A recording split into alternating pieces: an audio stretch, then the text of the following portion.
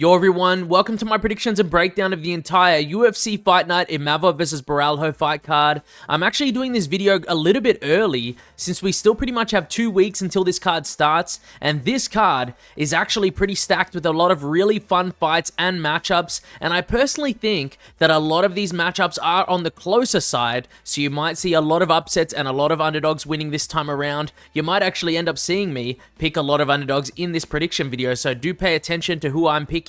And on top of all of this, the main and co-main event, having the two guys from the Fighting Nerds as well, you know you're going to get into some fun fights come fight night. Before we get into the video, however, I do want to talk about a few things first really quickly. We did relatively well on picks for the amount of upsets on the last card, which was UFC China, Walker vs Zhang, but we actually did make a loss on bets this time around. If you guys want to see my full breakdown of the card where I talk about every single fight on UFC China, plus me talking about how all my bets actually went, I'll leave a link to my recap and reaction to the whole event in the description of this video. We also did actually live stream a fight companion for UFC China, which was my first time ever live streaming, which I actually ended up really enjoying, guys. So moving forward, I will be live streaming again on September 7th for UFC Paris, Imavov vs Borralho. So if you want to jump in and say hi, or just join in for the stream in general, feel free to pop in whenever you can. I'm going to try to start doing these live streams for almost every single fight night I can, as long as I'm not working during the card's runtime, of course. This is going to be a crazy card for me as well to watch, since I believe the start time for the prelims is 2 a.m. So wish me luck, guys. I'm going to be dying come fight night. I will also be posting the full card betting guide video for this card later on next week when the betting lines are fully out, so you guys can see all the bets I'm thinking about for this card. And if you want to be a part of the betting guide by becoming the subscribers bet of the week, please go into the comment section below and let me know what your favorite bets are for this card, and I will be taking one person's bet to add to the betting guide for this week. This bet may be a specific bet I like, or even the top comment with the most likes on the video. If you think you've got a solid bet in mind, feel free to leave a comment in the comment section below. Anyways, guys, to finally jump into the video, I'll be starting with the prelims and working my way all the way to the main event. Timestamps are in the description and the comment section below if you'd like to skip to any fight in particular. We're going to be starting with the first fight of the card, which is Shauna Bannon versus Sam Hughes. And by the way, guys, if you like the content you're watching and you want to support me and the channel in any way, please make sure you do like the video and subscribe if you aren't already. It just helps show YouTube that the videos are doing well, I think. So I appreciate it a lot if you do it. I'm also hoping to reach 1,000 subscribers soon, and hopefully by the time I reach 1,000 subs, that's when I do the stream for the face reveal as well for the channel. So please like this video and show it some love, just so I know you guys are keen for all of that stuff coming in the future. I do think for this matchup, Sam Hughes wins this fight, but it is a WMMA fight, so sometimes you never do know how the fights will end. But I could obviously say the same thing for MMA in general, but it's even more for WMMA in my opinion, just because I watch so much of it. But I will say this, and this will be the main reason I am picking Sam Hughes over Shauna Bannon, and that is, if Sam Hughes can't figure out how to beat Shauna Bannon when all she really has is that lead push kick, guys. She only has that lead push kick. For the love of God, like, just time the kick, take the angle, and then just pretty much throw whatever you want in punches. Because she just backs up in a straight line. She doesn't move her head at all, and she pretty much has no boxing as far as what I've seen. So I'd be very, very disappointed if Sam Hughes lost this one against Shauna Bannon, in my opinion, guys. So I'm going to go with her to win this one by decision, but she could also get a finish, in my opinion, on the feet, because like I said, she really only has that kick, that lead leg kick. Striking or mixing in the grappling as well, I see Sam Hughes winning as an all-around better WMMA fighter in any avenue here. Moving on to Rhys McKee versus Axel Sola. Now this fight, guys, it literally just got announced as I was about to finish writing this script as well, but I did manage to spot the fight update right before finishing this video, so it's a very short notice fight, guys. Both guys showing up to fight on less than 2 weeks notice here. I've just slotted in this prediction somewhere in the prelims randomly, so I'm not sure where this fight will be on the card come fight night as of right now. And as far as I can tell, guys, no bout was scheduled for either of them before this, if I'm not mistaken. If someone can tell me in the comments and correct me if I'm wrong, I'd appreciate it. But honestly, I'm looking at Tapology a lot, and I'm seeing a lot of people favoring Sola, and I actually don't really understand that, to be honest with you. I think maybe the dude might be a little better at moving in and out, and he is a little lighter on his feet than Rhys McKee, but Rhys McKee is genuinely not bad, and he's hard to finish as well, guys. Rhys is coming off a TKO win over Daniel Frunza as well, and I believe he was an underdog in that matchup if I remember correctly. And listen here, guys. Both guys are going to be predominant strikers in this matchup. So most likely, you won't see much grappling in this fight in my opinion, but Axel Sola, if I had to talk about him, has not versed the level of competition of Rhys McKee, nor do I think he looks especially impressive in my opinion as well. And something else that is super important to mention is that Axel Sola normally has the height and reach advantage over his opponents when he does fight, and he fights in the lightweight division, but this bout is his UFC debut, and it will be in the welterweight division against a relatively big welterweight who will have the size and reach advantage over him, and arguably the power advantage as well here. I have no idea what the odds are going to be and what they're going to open as, but if this opens close to even, I think I'd be putting a bet on Rhys McKee flat out in this matchup. Rhys loves a scrap, and this is going to be a striking fight, so I could potentially see this fight going inside the distance, so that bet might be a solid one to bet on as well. So that would hit if either guy gets the KO, which is definitely possible since both guys are quite hittable. Rhys has a lot of KO wins, Sola is a bit of a finisher as well, so that could definitely happen. Rhys McKee is my pick for this fight though. I hope he opens as a dog, because that would just be so juice for me. Moving on to Brad Tavares versus Robert Bieszczak, and this fight is a little bit closer in my opinion than I originally thought, because it really feels like this fight's going to get scrappy at some point, similar to the last fight I was just talking about, and I do see one of these guys getting hurt at some point in an exchange. I'm sure the majority of my viewers know of Brad Tavares already, since he's a veteran in the UFC, but Robert Bieszczak has only fought once inside the UFC and lost to Ior Peteria in his debut, which honestly, I actually will say, and this might be an unpopular opinion, I do think Ior Peteria, although he's stacking up a lot of losses, the dude has been versing a lot of killers inside the organization, so I don't necessarily think that a loss to Ior Peteria is that bad. I think Ior is actually quite decent in my opinion. But still, even though I'm saying all this, although Robert Bieszczak hits quite hard, he's just relatively one-dimensional, and I could see him slowing down and having a worse and worse time against Brad Tavares technically on the feet if this fight starts to go the distance. If the fight gets scrappy in the first round, I think I would pick it to just be pretty much a 50-50 for who comes out on top. So in saying all this, I will favor Brad Tavares because I think he wins a decision if it does go the distance, and I do think he's got a solid chance of getting the KO early in a scrap if it does happen. That's pretty much what I've seen in this fight, and I have this fight coming down to, guys. I don't see anyone mixing in much wrestling. Maybe Brad Tavares might do it, but I doubt it. So with the fight staying on the feet, I really feel like those outcomes that I just listed are the most common, and if either guy doesn't find the finish, I prefer Tavares' experience fighting higher level competition in the UFC, his overall durability, and even his striking output, which I think is a lot better. So my official pick for this fight is Brad Tavares, and I'll say by KO, but by KO or decision is probably my prediction for this fight. But there will be no bets, mark my words guys, there will be no bets on this fight in the betting guide, since I just think this is going to be a scrappy one, and I think it could go either way if this ends up scrappy in the first round. Moving on to Sam Patterson versus Trey Waters, and I don't know if this is just me, guys, underestimating Sam Patterson again, like I did against him when he went into his fight against Danny Barlow, but I actually think I'm going to pick the underdog in Trey Waters to get it done here. I still don't think Sam Patterson is all that on the feet, and I do think he can be quite overly patient sometimes, on top of being relatively hittable. I also think Patterson is used to versing guys that are quite shorter than him, and this might be one of those times where his opponent will have the height advantage and be able to kick him from range easier than he can. Trey Waters is super tricky on the feet. He leads with his head a lot, which is actually something that I don't like, but it does actually help him counter easier and is used to bait and draw attacks out.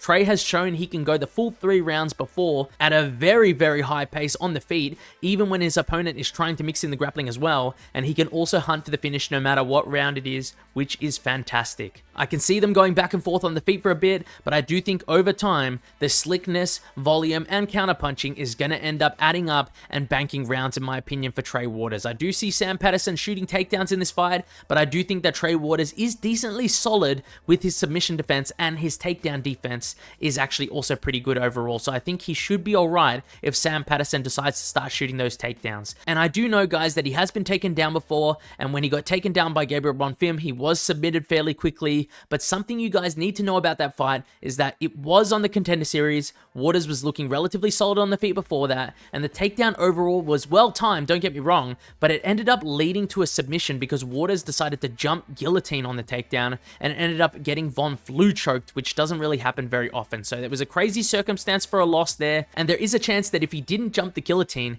he might have thought about scrambling more and gotten back up and out of a submission attempt. But the biggest concern for me really is the ground game of Sam Patterson and how easily the guy seems to secure the submission once the fight is on the ground. But I do think Trey is going to do a good enough job to keep this fight on the feet and out-damage Sam Patterson for 3 rounds. Official prediction for this fight is Trey Waters by decision, and I wouldn't be shocked if a KO happened either. Another thing I want to mention is how do these guys even make welterweight? It's bloody insane at their heights. I think they're like 6'3" and 6'5". It's really crazy. Let's move on to the next fight of the card, which is William Gomis versus Robert Ruchala. And I'm not going to lie to you guys about this one. I had to do quite a bit of research on Robert Ruchala since I hadn't really seen too much of him before. Maybe one fight if I'm lucky, so I had to do a deep dive watching a bunch of fight tape.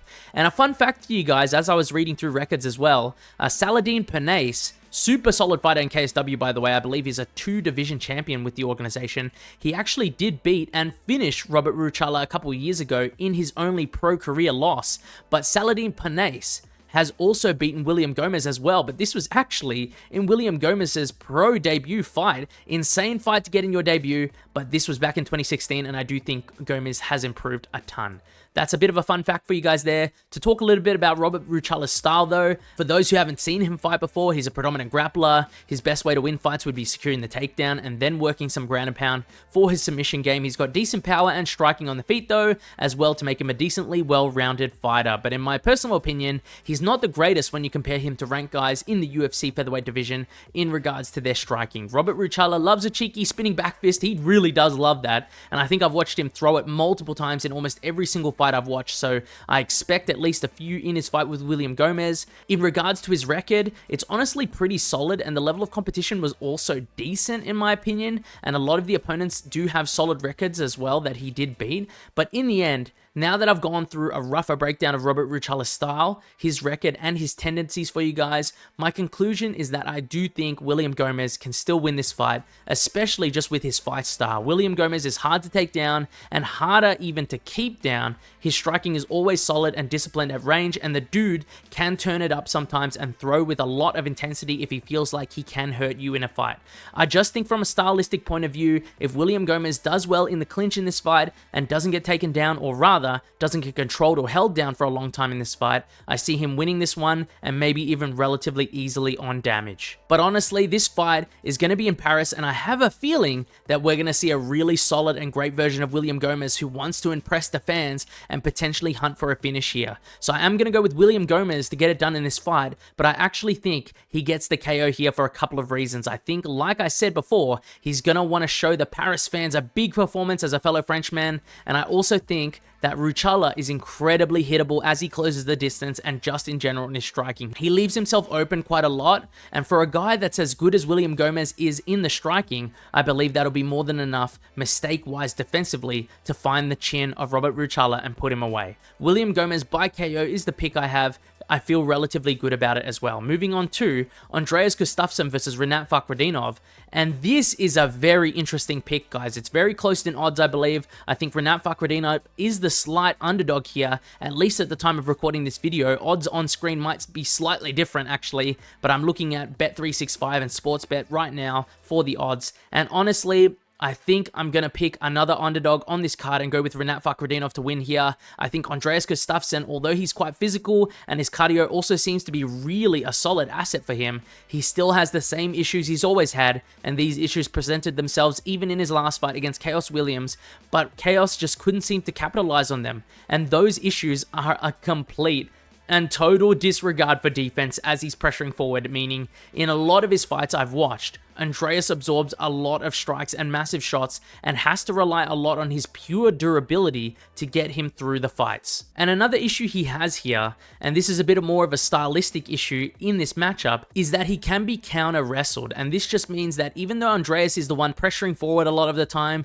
to get the clinch and to work clinch damage and potentially get you to the ground, I could see this easily backfiring on him him with Rinat being able to reverse position in the clinch and take him down and control him on the ground for a portion of this fight. It's happened before to Andreas Gustafsson before on the regional scene, and I believe I saw it happen in one of his losses as well. I believe it was against Jolton Luderbach in Brave FC. I think that was the fight I watched. I just think stylistically, Rinat Fakhretdinov is overall a poorer matchup for him, besides the fact that Rinat's cardio is probably not that good, and it's not going to be as good as Andreas Gustafsson. That's pretty much the only thing I can think about in favor for Andreas Gustafsson here in this matchup stylistically, and that is just the pace and cardio he puts on, and I reckon it might be tough if this goes the distance for Rinat Fakhretdinov in the second or third round. And I think quite a few people are going to be siding with Andreas Gustafsson because of this information and because they saw how much trouble Carlos Leal and Nicholas Dalby gave Rinat Fakhretdinov in their fights together, and Carlos Leal also arguably should have won that fight as well.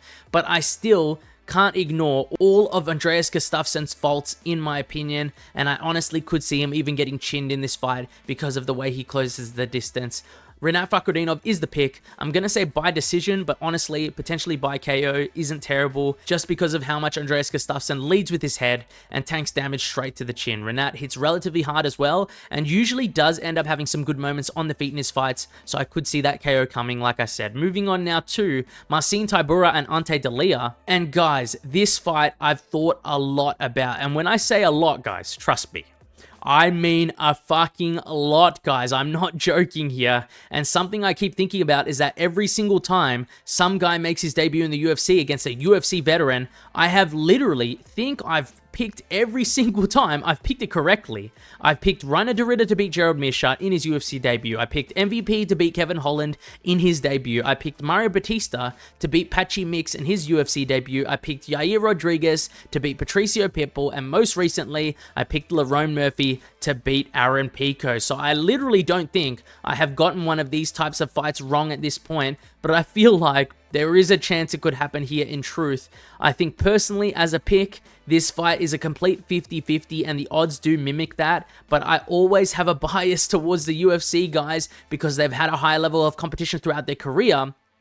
But even in saying that, I think that Ante Delija, stylistically, could do pretty well against Tybura since he keeps a pretty solid pace in his own fights. He will most likely have the boxing advantage in my opinion, and he also has his own offensive grappling. So as much as I like UFC guys a lot of the time, guys, and I do pick them a lot, I think I will go with another underdog in Ante Delija for 3 underdog picks in a row to get it done. And another fun fact for you guys that I came out of with the research that I've done for this fight, Ante Delija and Tybura did fight once before, almost 10 years ago in M1 Global, and the fight ended in the first round for Tybura, but it was because of Ante Delija going for a leg kick that completely snapped his leg in half like Anderson Silva did against Chris Weidman. But in all honesty, guys, before he snapped his leg, if I have to tell you the truth, he was really cooking Tybura on the feet, and it looked like he was going to land something big in that fight right up until the injury. We'll never know for sure, though.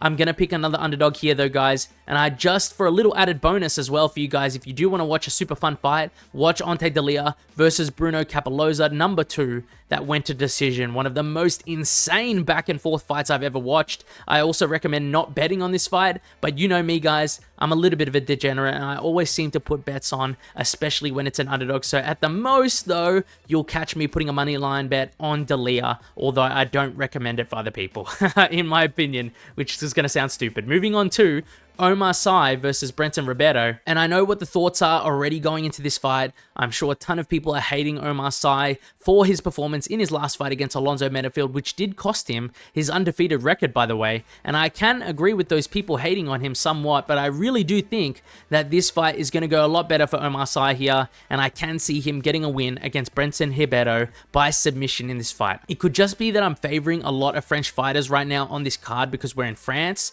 and I believe that the hometown fighters are going to want to put on some really solid performances, more than normal. But regardless of all that, in this fight, I think Brendson is going to come out like he always does, looking light on his feet and very fast and explosive in the first round. I think Oumar Sy might try to pick at him from range in that first round and potentially try to clinch up in a dangerous exchange and look to wear on Ribeiro a little bit so that he begins to feel a little bit more fatigued as it goes into the second and third rounds. I think that at that point, Brendson Ribeiro will be relatively easy to take down on the ground for Oumar Sy, and he will have 2 rounds pretty much of time to find that finish, and I do think he finds the submission by rear naked choke. That's how I see this fight going in a perfect world as someone picking Oumar. I think it's decently likely since I did watch this pretty much happen when Brendson Ribeiro versus Magomed Gaziasolov, since Brendson seemed to get a lot more tired once it hit the second round and the third round, and pretty much he ended up giving away a takedown for free in that third round to his opponent, which just seemed like it was purely from fatigue. I think Oumar is a little bit better at staying on his opponent than Gaziasolov,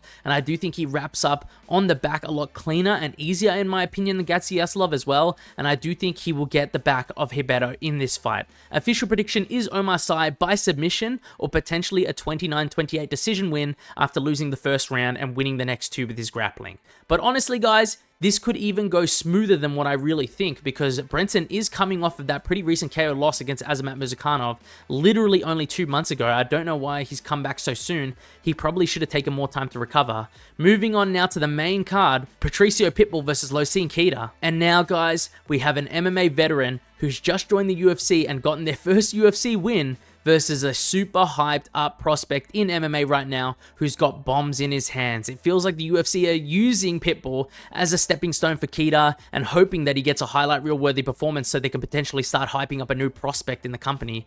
And I'll just say it right now as well, I do think Keita wins this fight, and I do think there's a good chance that he wins this fight by KO too, but I do not think he is as insane as a lot of people are making him out to be, at least right now in his career. I do think he's a solid prospect, but I've seen a video talking about Keita being the Mike Tyson of MMA, and I'll say it right now, he's nowhere near Mike Tyson level of striker, but he is dangerous, he is fast, and the dude knows how to pressure his opponents. That is why I believe a lot of people are hyping him up and trying to compare him with hard punches. He's also got decent takedown defense and a pretty solid ability to scramble and get back to the feet to round off his skill set, which is something I thought I would mention as well. And I still think that Pitbull is just too old now in the UFC to do too much or win many more fights. I do think he's also not as quick as he used to be or as willing to throw as much volume either. I do think potentially with Pitbull's wrestling, it could do well for him in this fight. He could be able to steal a round or two potentially if he's being pretty patient against Keita,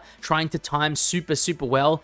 But I just do think that Keita might be a little too much for him. I believe Keita does more damage in this fight overall, and I think the overall speed of Keita is what's going to cause the biggest issues for Pitbull in this fight. And my official prediction is Losene Keita by KO or decision, but I would definitely not put all my eggs into one basket in this fight, guys, meaning no confident picks list edition, most likely no massive bet on Keita either. Moving on to Ziam versus Kaue Fernandes. And you know what, guys? I think overall in this card, I've picked like 5 or 6 underdogs, so I'm starting to get concerned if I'm just going crazy here with picking underdogs, but I think I am actually going to go with the very sizable underdog in Kaue Fernandes to get it done against Ziam. I think it's pretty stupid to have him as this much of an underdog, especially after his last performance against Guram Kutateladze, with how good he looked in that fight.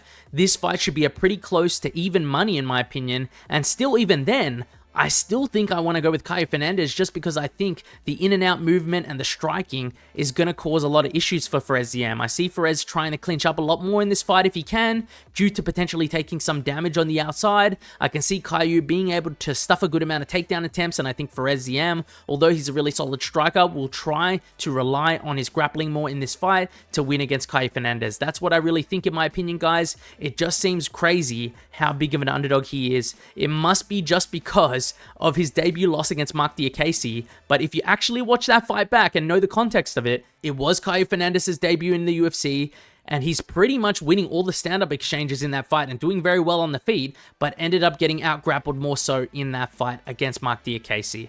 The odds makers must be thinking that maybe like Ziam turns into a wrestler for this fight and manages to just out-grapple and control Kaue Fernandes on the ground, whilst like maybe doing well enough on the feet to do a lot of damage as well, and then end up winning maybe a comfortable decision.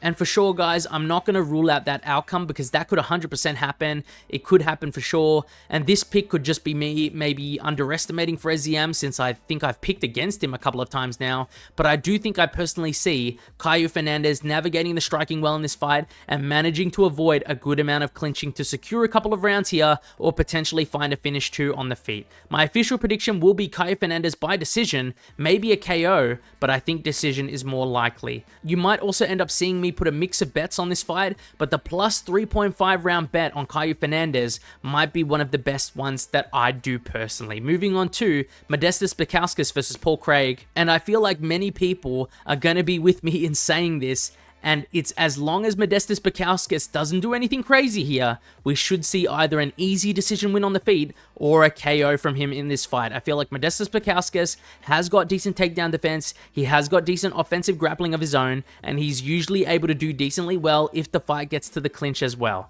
Having all these things in your repertoire as you're going into a fight with Paul Craig should give you the confidence you need to let your hands go against him, since he doesn't really have any form of pressure or deterrent for you in the way of punches or boxing. The guy literally can't stop you from closing the distance. Paul Craig has a pretty nice, maybe rear kick that he uses to the body, but besides that, he really doesn't have anything on the feet, and he really needs to get you to the ground to work his magic. Modestas Bukauskas by KO or decision is my pick for this fight. He was relatively conservative in his fight against Ion Cutelaba, which was a very close one, by the way, and I do think there is a chance he plays it safe here and just picks at Paul Craig from range. I would hope not though, because this is his chance to get another solid KO if he pressures forward. He just needs to keep solid takedown defense and make sure to have a decent output in this fight, and I believe he should get a relatively easy win. Gonna actually put him in my confident picks list as well. Moving on to the feature fight of the card in Bolaji Oki versus Mason Jones. This is a super fun feature fight of the card, honestly. With these two, I think that Mason Jones might be like a minus 200 favorite over Bolaji Oki, and honestly, I do actually think I agree with that, and that's probably spot on where I think the odds should be. If this was Mason Jones maybe in his first stint in the UFC when he fought against like Mike Davis, like David Onama and Ludovic Klein, I would say maybe I might take Bolaji Oki as an underdog pick here, but the truth of the matter is Mason Jones has really improved a lot after his 2-year stint back in the regional promotions after getting cut by the UFC the first time. His striking is night and day better than what it used to be, and I have way more confidence in him now on the feet than I used to in the past. His defense has improved significantly, he's way more efficient on the feet, his combinations and punches just have way more pop to them. It's pretty much a massive transformation in my opinion, guys. I thought he looked pretty great overall in his fight against Jeremy Stephens. I did think he should have been able to get a finish at some point in that fight, but it wasn't for a lack of trying. He almost got him out of there multiple times, and the pace he just pushes is always insane.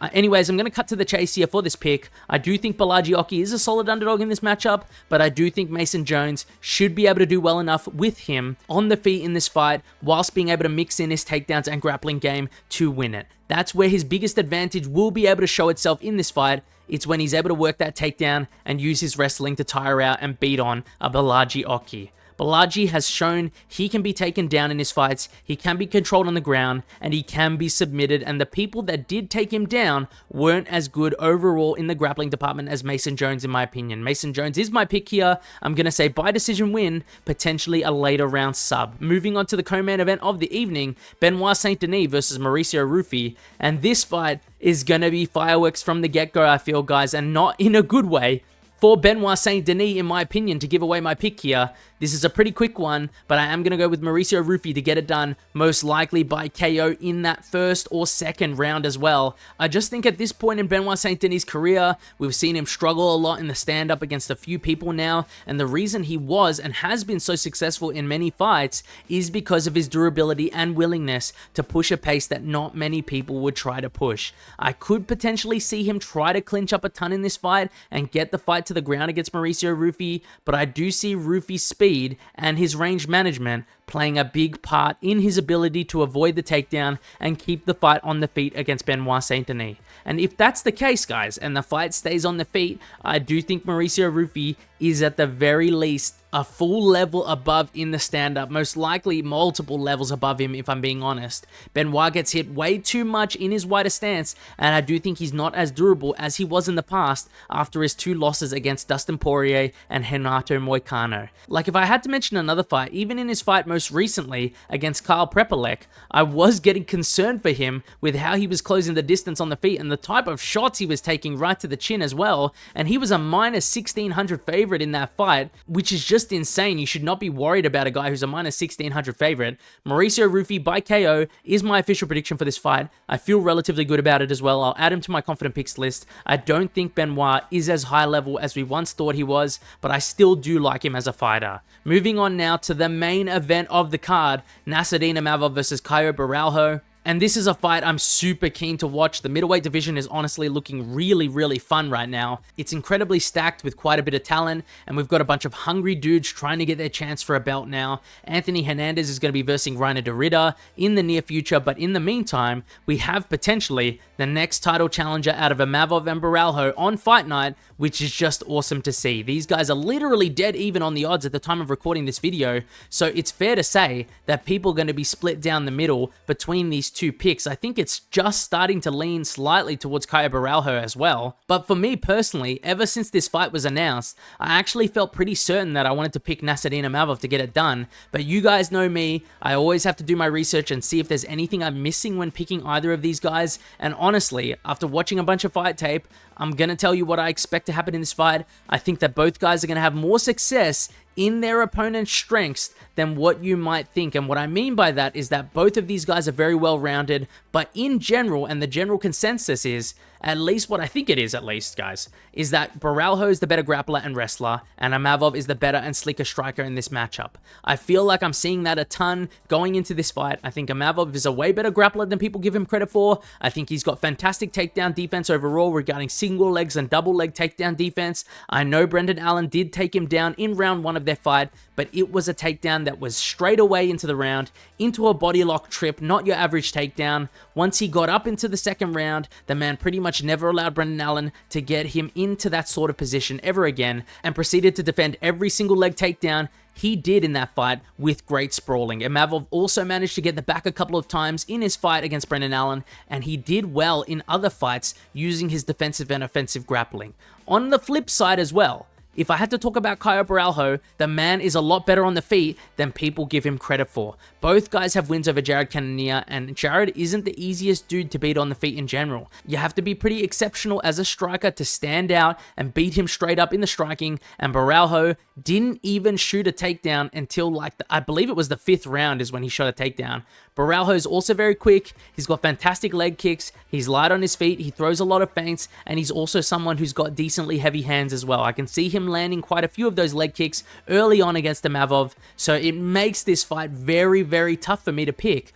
I can understand why the odds are so close, but there's something I've noticed about Imavov that I've really liked that makes me want to lean towards him a bit more in this matchup, and that is his ability to adapt in a fight and the speed at which he makes these adaptations in a fight. At least what I've seen in his fights against Brendan Allen, Jared Cannonier, and most recently Israel Adesanya.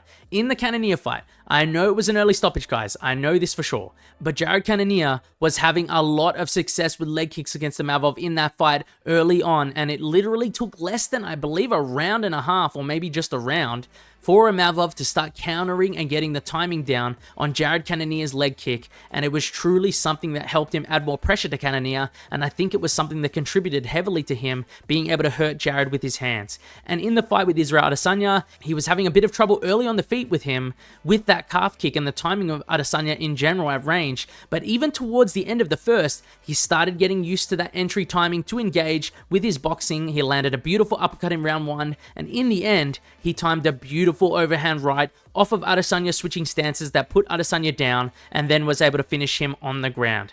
Knowing that this fight will most likely stay on the feet, coupled with the fact that I really think Imavov does a fantastic job adapting quickly inside the fights, I think I edge this fight slightly towards him in my opinion. I think this is still close though, guys. I think we will see a pretty back and forth contest that might ultimately result in a close decision win. So overall, my official prediction is Imavov by decision, maybe 48-47, could even go to a split decision in my opinion. I potentially see Imavov winning those early rounds, with Kaue Borralho potentially taking over a little bit later on, since I think his gas tank might be a little bit better than Imavov's, but it might be a little too late at that point he starts taking over. Keen to see how this fight does go.